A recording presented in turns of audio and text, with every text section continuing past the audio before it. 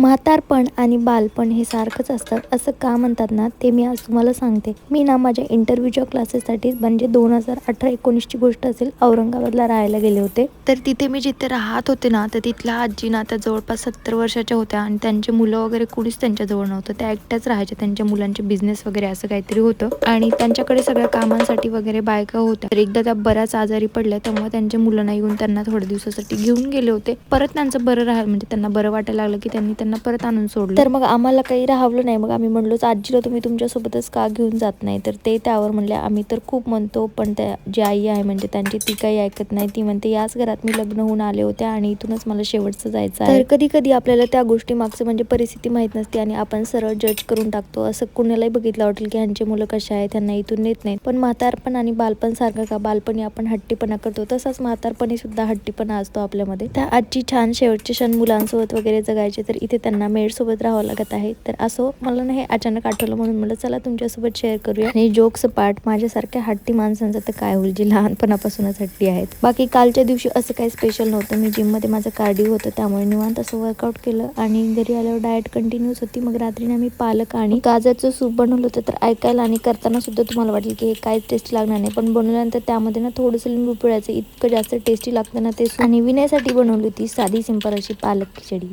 चला बाय.